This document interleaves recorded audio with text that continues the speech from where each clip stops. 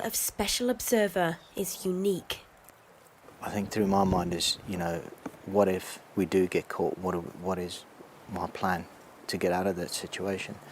And I think it's almost like when you play hide and seek. Their job is to march up to 100 kilometres ahead of the front line, deep into enemy territory, and in the dead of night, construct observation posts in buildings, bushes or underground. Then they must watch and wait, silently logging the enemy's every move and feeding it back to command. The information they send will be crucial. First, they must learn to march long distance and build their observation posts by day. Most importantly, we need to be able to speak to people and observe people. Next, most important is that obviously nobody sees us. That's usually achieved by picking the most horrible, inaccessible place we can find, a place where nobody else is likely to just go by. So the prickliest bush? Yeah, absolutely. Gorse bushes are particularly good for this kind of training. They are really awful to try and get into, but they do provide quite a lot of good cover once you're inside. And they're evergreen, so they can use them all year round. So a lot of the other vegetation stuff will die off.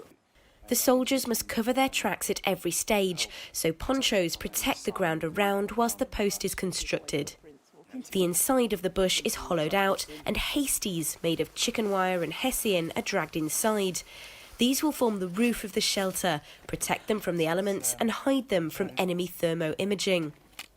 The aim is to be completely invisible from just 5 metres away. What we're trying to alleviate is not to cut or move anything from the front, because that's the front end that's facing the target area. Quackers, can you hear me? Yes, sir. So he's in the bush.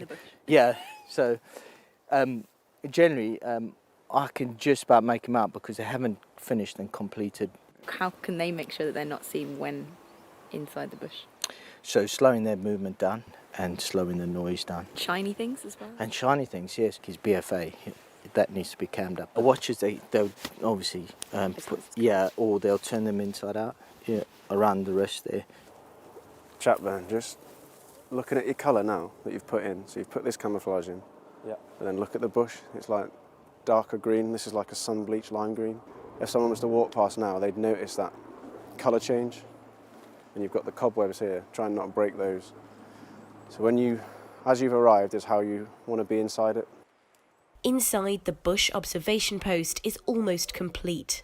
Once in position, the 4-man teams must be self-sufficient for up to 10 days, during which they face hours and hours of watching in total stillness and silence.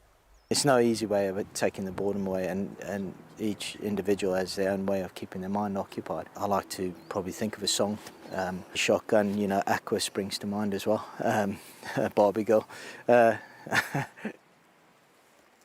not for everyone. A lot of people don't just like being confined in that one environment, but the essence of going out and then finding that target and then reporting it back, you know that what you're pushing back is critical information. What you say, it can change the entire picture of essentially a war.